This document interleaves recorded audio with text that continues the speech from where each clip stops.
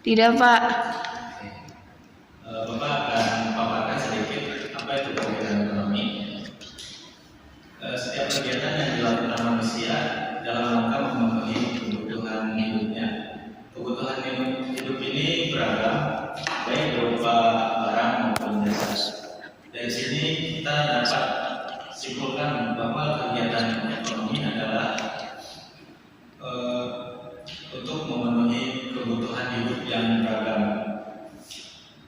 Contohnya untuk makan sehari-hari, tentunya kita di kehidupan sehari-hari mungkin perlu yang namanya makan dan minum. Kemudian membeli keperluan rumah tangga, contohnya itu perabot, dapur, terus seperti sapu, piring, pel, dan lain-lain. Kemudian ada juga membayar biaya pendidikan. Biasanya anak itu suka ada surat dari sekolahnya itu, kalau misalkan mereka diberitahukan bahwa untuk segera membayar biaya administrasi. Nah, surat tersebut disampaikan kepada orang tuanya agar cepat membayar administrasi tersebut. Kemudian kegiatan ekonomi itu terbagi atas 3 jenis. Apakah ada yang tahu jenisnya apa saja? Tidak ada? Lupa, Pak. Lupa, baik. Kita simpulkan saja. Yang pertama itu ada produksi.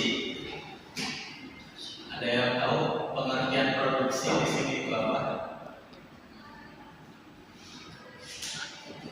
Yang mengolah barang, Pak. Ya, contohnya seperti mengolah barang seperti itu. Nah, itu mungkin hanya pengertian kecilnya saja. Untuk produksi, pengertian produksi secara sempit adalah perbuatan atau kegiatan manusia untuk membuat suatu barang atau mengubah suatu barang menjadi barang yang lain.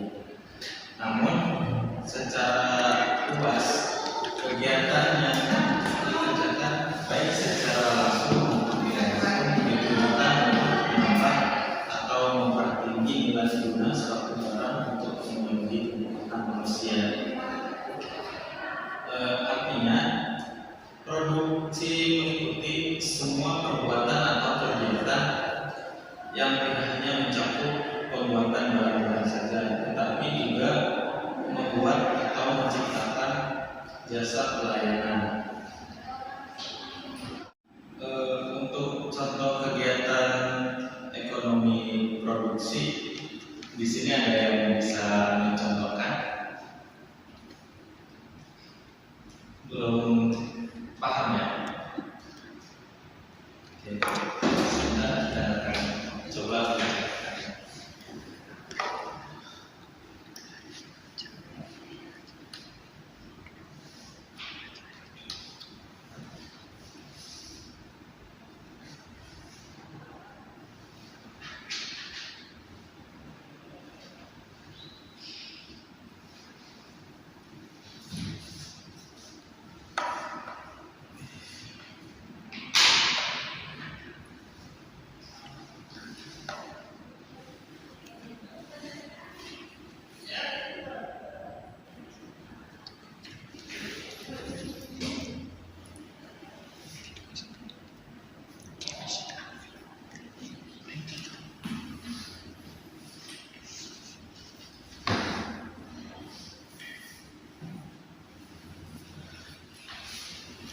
Pak, maaf, Pak. Tulisannya kekecilan itu, Pak. Oh, maaf jika tidak jelas. Baik, di sini kita akan mencontohkan tentang kegiatan ekonomi produksi. Yang dimana pertama di sini ada menanam, petani menanam padi di sawah untuk menghasilkan beras.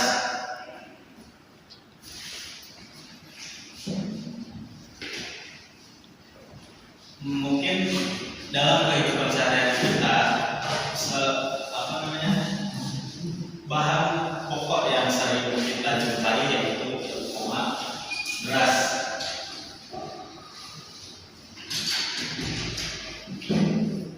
Nah, beras di sini mereka para petani memanennya, kemudian digiling untuk menjadikannya sebuah beras untuk memenuhi kebutuhan perekonomian petani itu sendiri. Atau mungkin kalau misalkan seorang petani itu membuat misalkan dalam satu musim dia menghasilkan 20 karung beras, 20 karung padi. Nah, dari situ mungkin 20 karung si petani tersebut tidak akan menggiling semuanya. Karena apa? Karena contoh yang 5 karung itu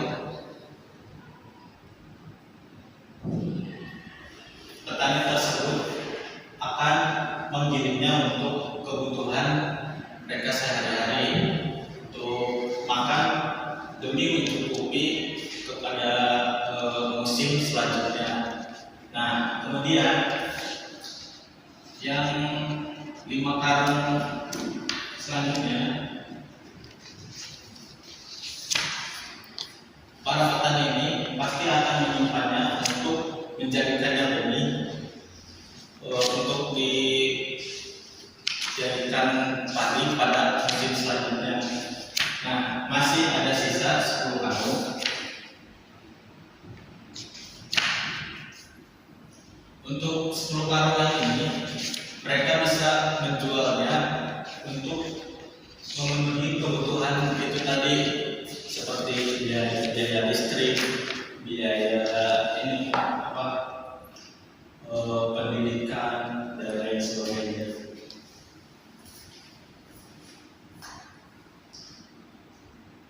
Kemudian para buruh di industri tekstil membuat kain, baju, dan produk garmen lainnya. Selanjutnya penulis membuat buku-buku cerita anak. Mungkin ketika kita waktu kecil sering kali pernah mendengar ataupun membaca buku cerita anak yang banyak sekali variannya, dijual di pasaran maupun suka ada pedagang yang lewat. Nah, dari situ kita bisa lihat bahwa produksi buku itu akan sangat laris karena banyak peminatnya seperti itu.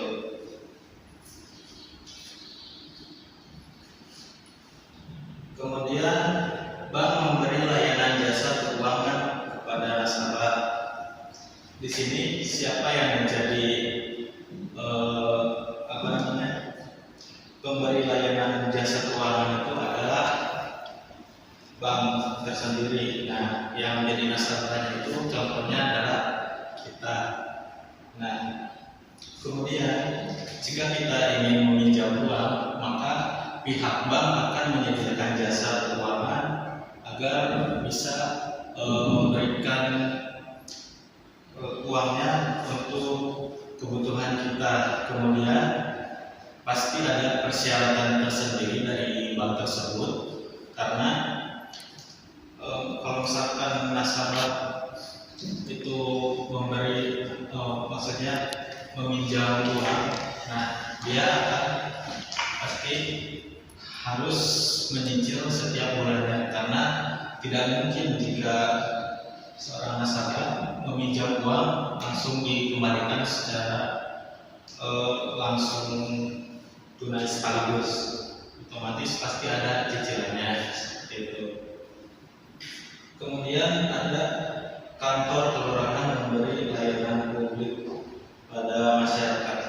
Seperti yang kita tahu bahwa mungkin setahun 2 tahun ke belakang kita pernah mengalami yang namanya virus corona.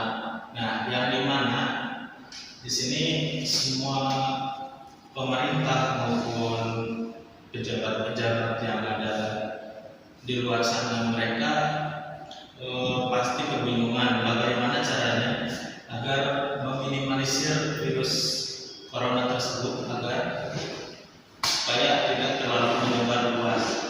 Nah, dengan adanya pelayanan publik, contohnya kemarin kita pernah divaksin. Nah, vaksin tersebut adalah salah satu pelayanan publik yang diberikan dari para pemerintah ataupun kelurahan. Mereka memberikan pelayanan itu agar supaya kita sadar dan tahu bahwa virus itu mengancam kehidupan kita. Apalagi bukan hanya mengancam tubuh manusia, melainkan ekonomi juga akan pastinya turun drastis seperti itu.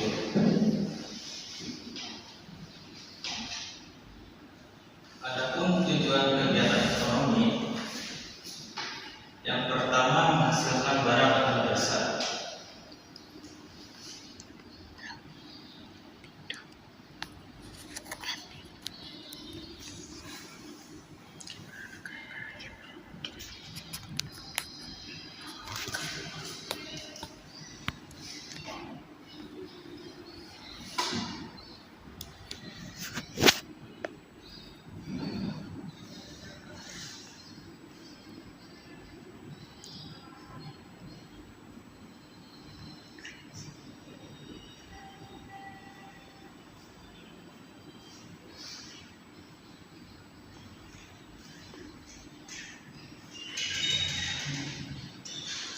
Apakah ada yang tahu produksi yang menghasilkan barang atau jasa?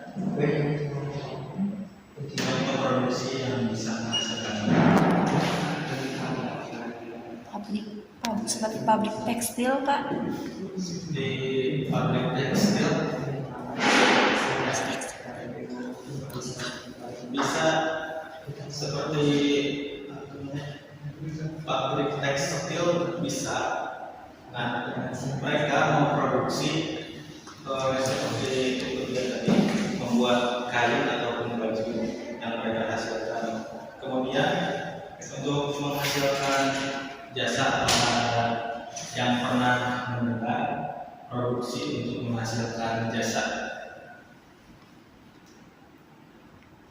Tidak ada. Tidak. Ya, seperti itu tadi, untuk jasa itu seperti dari pihak bank memberikan layanan jasa keuangan kepada nasabah. Kira-kira kurang lebihnya seperti itu. Kemudian meningkatkan nilai guna barang atau jasa.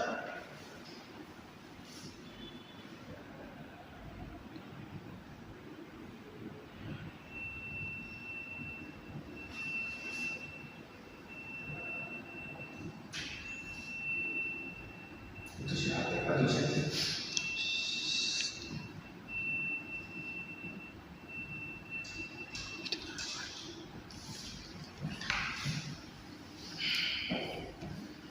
Meningkatkan nilai guna barang atau jasa.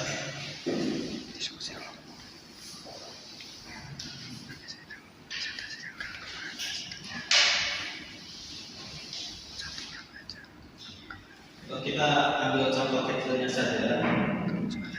Misalkan saya memiliki sebuah pulpen yang dimana saya membelinya itu dengan seharga Rp5.000. Nah, dari sini ketahuan bahwa dari pabriknya tersebut si pulpen ini tidak mungkin harganya itu Rp5.000. Otomatis ya kurang lebih contohkan saja dari pabriknya itu harga pulpen ini 2.000. Dan kemudian ketika mereka mengirimkan produk pulpen tersebut ke berbagai daerah, tiba-tiba ada kenaikan harga. Itu bisa saja dijadikan sebagai nilai guna barang.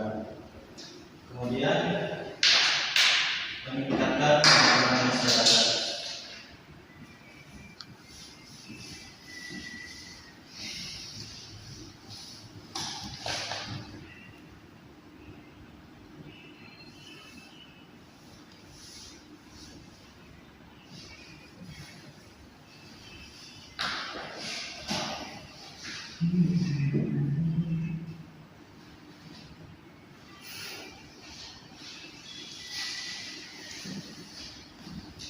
ada yang tahu maksud dari meningkatkan kemakmuran masyarakat?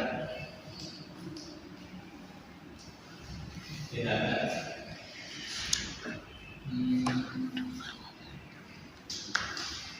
Oke, kita ambil contoh seperti ini saja ya. Misalkan Irman ingin membeli sebuah baju di toko ataupun di mall.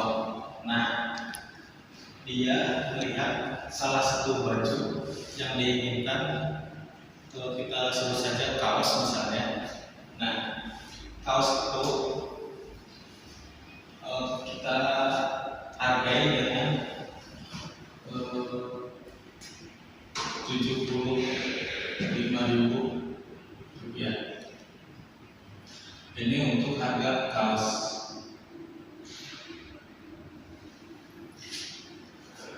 Kemudian ternyata di harga 75.000 ini terdapat sebuah diskon, yaitu 15%.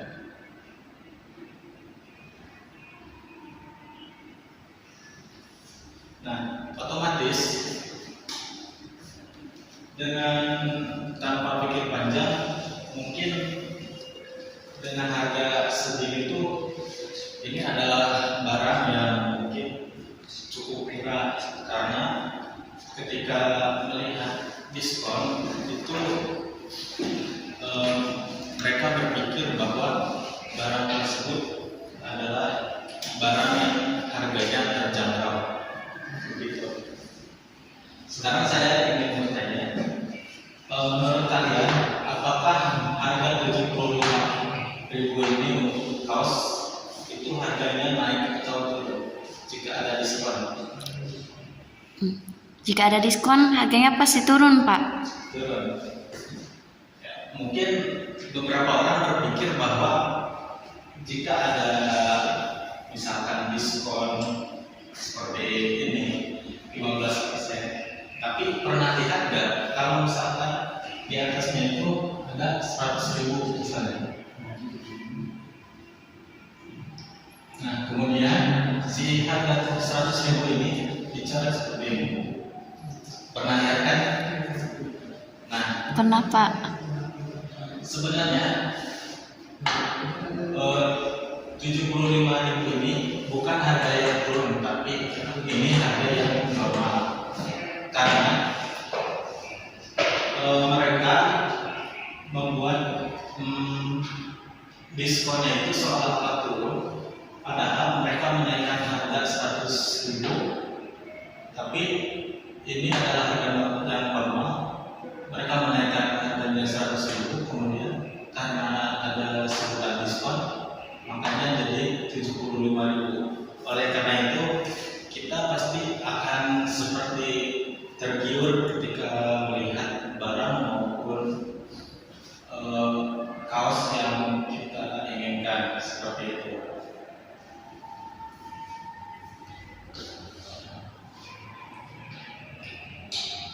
Kemudian meningkatkan keuntungan.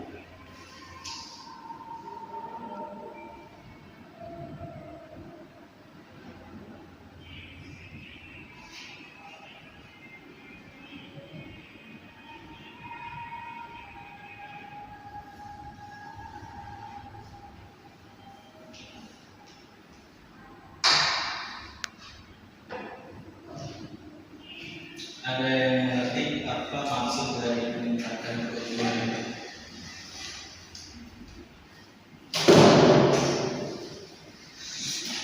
Tidak ada.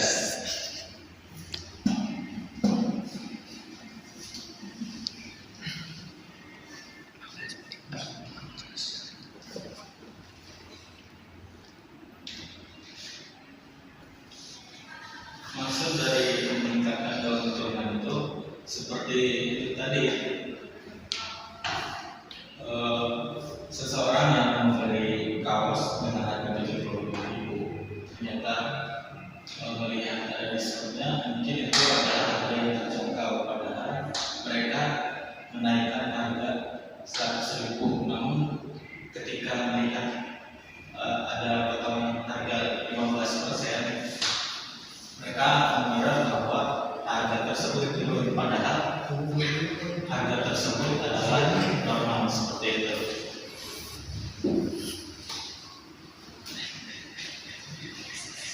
Selanjutnya ada memperluas lapangan usaha.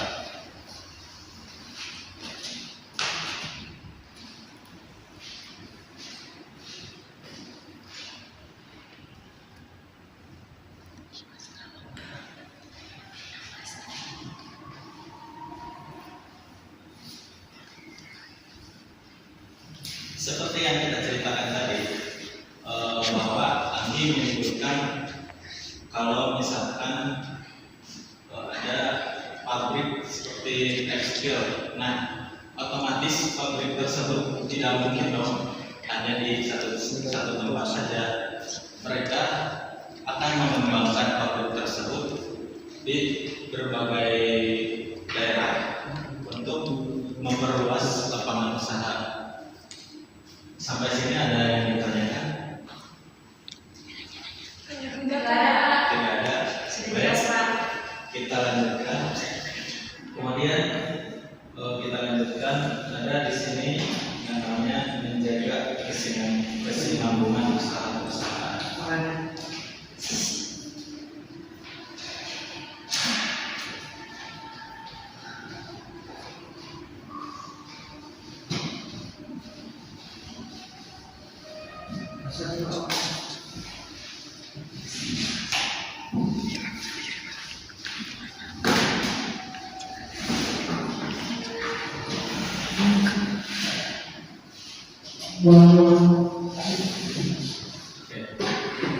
Maksud dari menjaga kesinambungan usaha di sini adalah ada kata kesinambungan yang artinya konsistensi.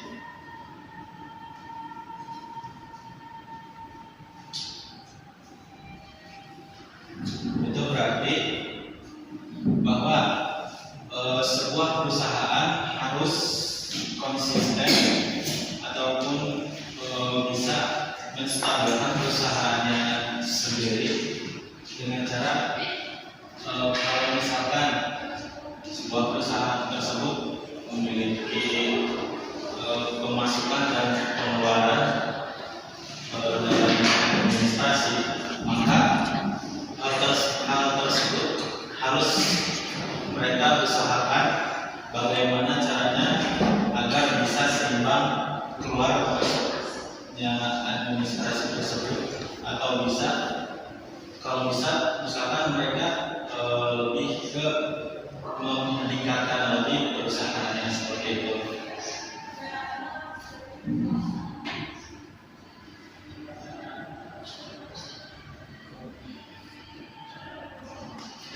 Yang kedua kita bahas ada distribusi.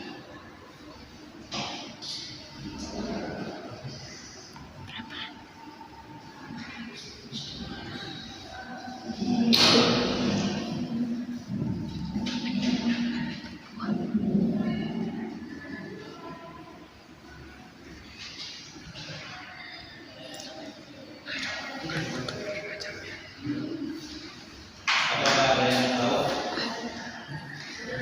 distribusi itu seperti apa sih? Ada yang pernah mendengar tentang distribusi mungkin?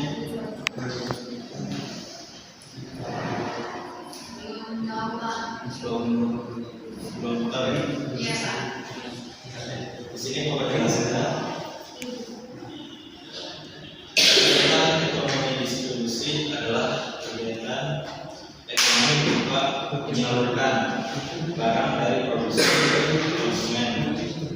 Pelaku yang menyalurkan tersebut disebut distributor. Jika tidak ada distributor, produsen mungkin akan kesulitan memasarkan hasil produksinya. Begitu juga dengan konsumen, mungkin akan kesulitan mendapat barang maupun jasa. Kegiatan distribusi sendiri meliputi pengangkutan, penyimpanan, hingga penyaluran ke konsumen. Alur distribusi tersebut terdiri dari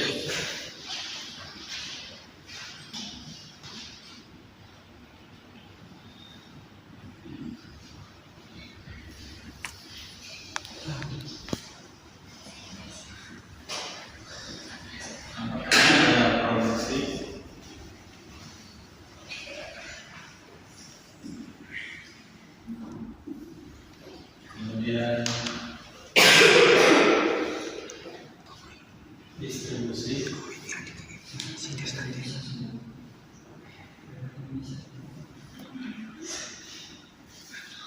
kemudian konsumsi.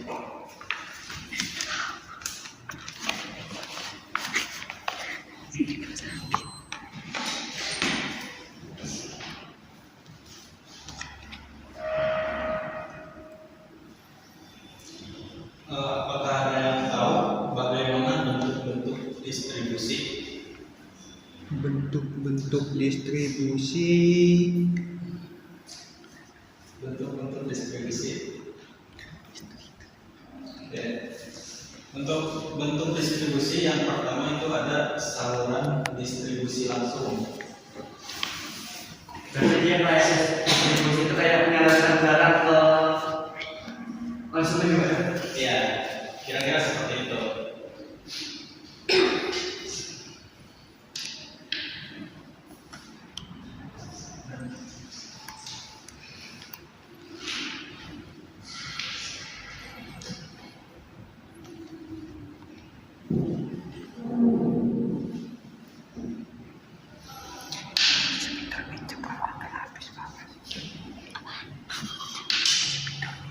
Yang pertama saluran distribusi langsung itu mengikuti produsen ke konsumen.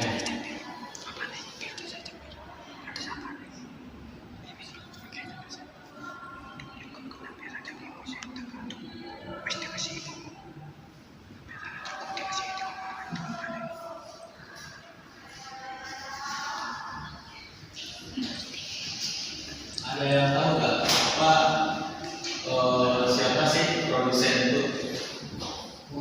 Produsen itu penjual. Dan kira-kira kurang lebihnya seperti yang dikatakan Tero.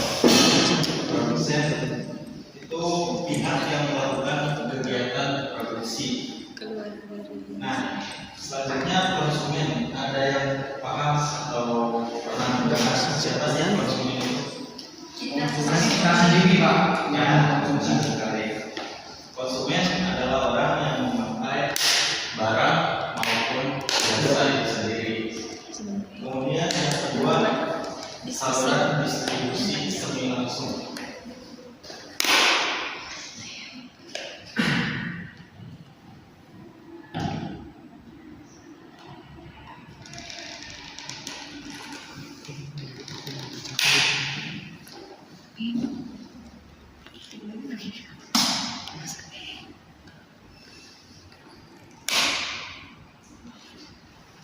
Yang dimana alurnya tersendiri yaitu meliputi produsen, perantara, konsumen.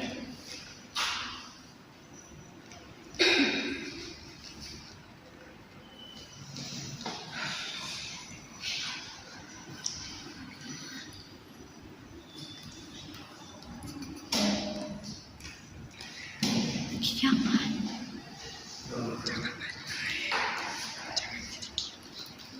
Dari sini kita bisa lihat bahwa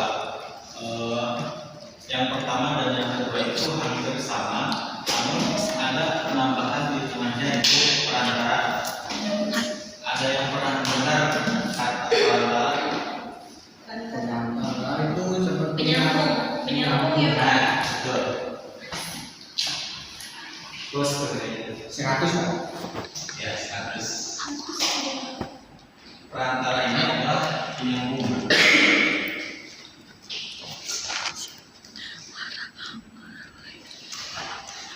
Sama seperti yang ada di konsep itu, produsen itu berhubungan langsung dengan konsumen. Kemudian yang ketiga ada saluran distribusi tidak langsung.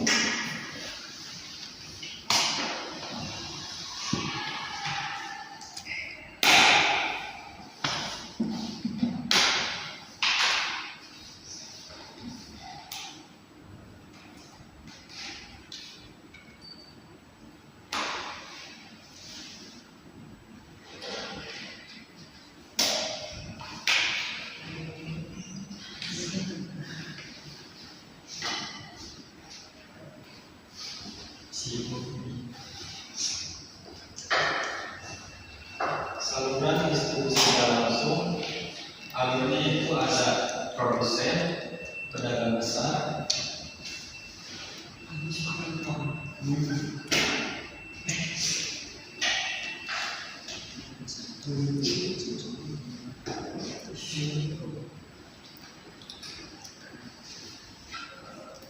kemudian pedagang kecil, pedagang eceran,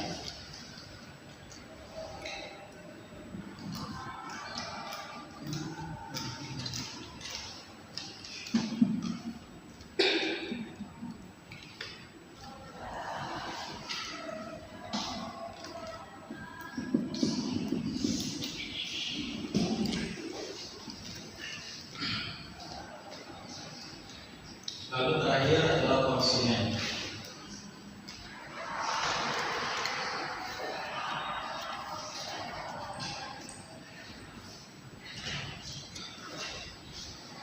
Untuk yang ketiga ini mungkin agak rumit karena dari produsen harus melalui pedagang besar, pedagang kecil, pedagang eceran, kemudian barulah sampai ke konsumen.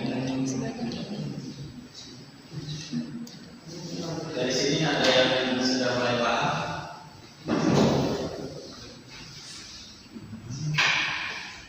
Saya sudah sedikit paham.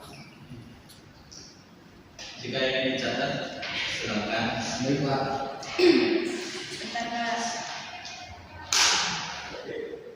Mas dijemurkan.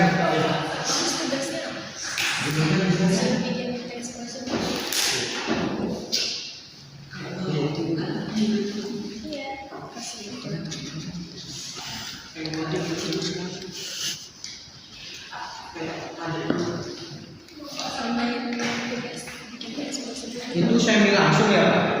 Iya, itu semi langsung.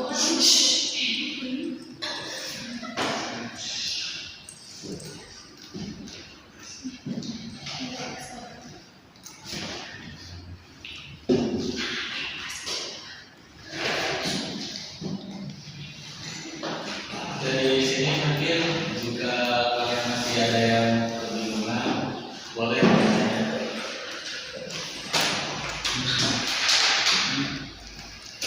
Atau mungkin memang betul-betul bingung, jangan bingung semua. Saya sudah sedikit paham Pak. Pasti paham.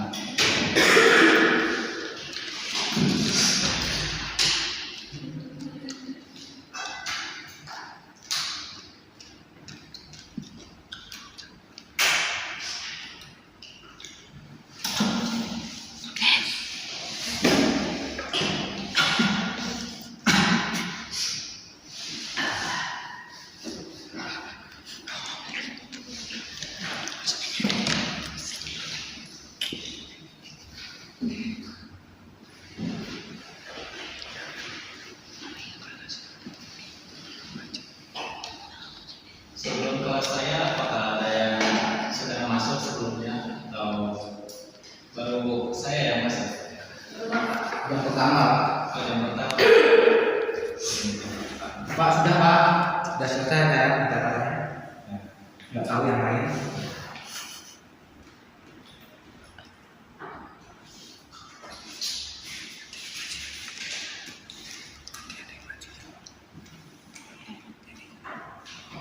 Sudah selesai? Sudah Pak. Oke, Bapak bisa. Baik Pak.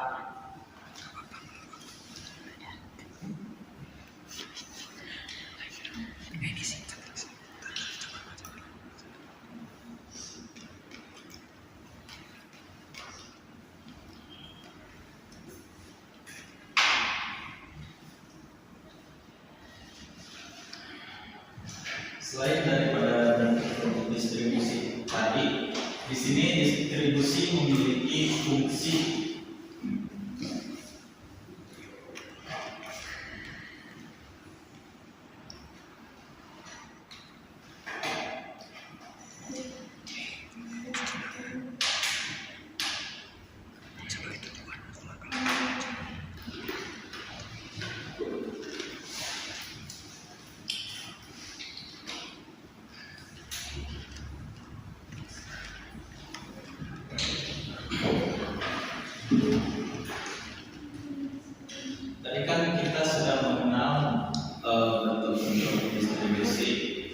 Nah, sekarang distribusi itu memiliki fungsi yang beragam. Apakah ada yang pernah dengar atau pernah mencari informasi tentang fungsi distribusi?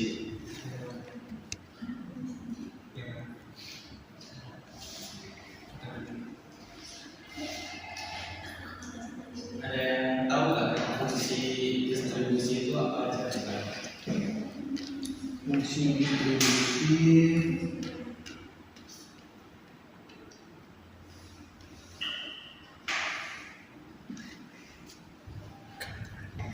Ya, nggak tahu Pak, tidak nggak tahu. Oke. Bapak jelaskan sedikit. Fungsi pokok atau tugas yang harus dilakukan oleh distribusi yaitu pengangkutan, penyimpanan, pembelian, penjualan, dan penanggulangan risiko. Fungsi tambahan atau tugas yang berlaku pada distribusi barang-barang tertentu yaitu mengelompokkan dan penyelesaian, pengemasan, dan penginformasian. Distribusi juga dilakukan melalui beberapa saluran. Yang pertama itu pedagang.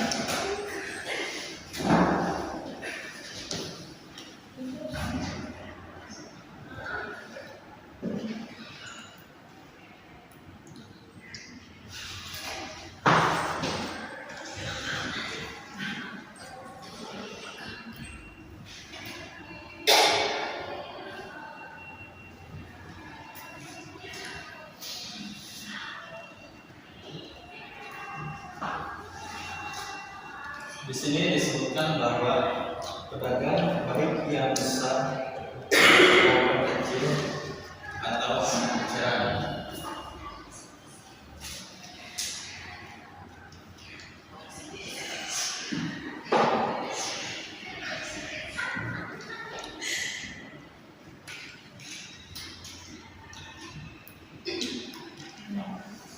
contoh pedagang besar itu seperti apa? Pedagang besar itu di Indomaret gitu. Indomaret bisa jadi. Ada pendapat lain?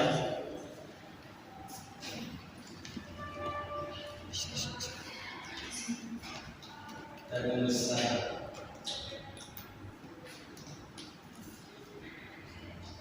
Kalian pernah ke ini kan ke apa namanya pasar yang banyak sekali pedagang-pedagang di sana.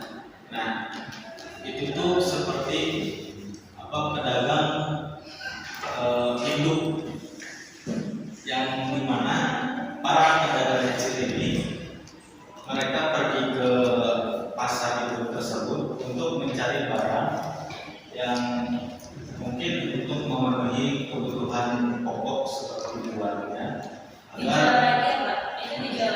iya betul sekali pedagang kecil itu menjual lebih dari pasaran yang ada di seperti pasar-pasar besar seperti itu karena mereka mencari barang yang murah akan tetapi yang berkualitas.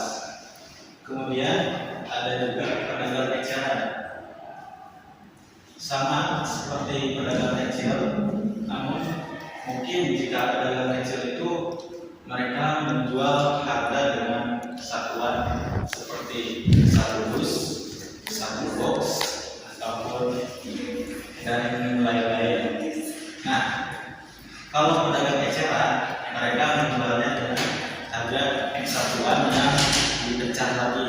Contohnya, misalkan mie instan. Jika pedagang kecil menjual mie instan itu dengan satu box besar, maka pedagang eceran akan menjualnya lagi dalam satuan atau kemasan. Kira-kira seperti itu.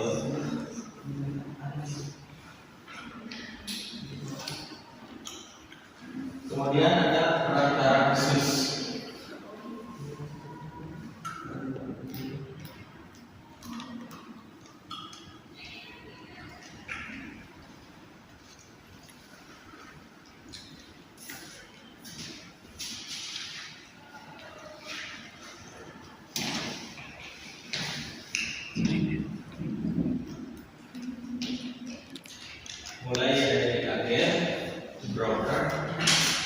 komisioner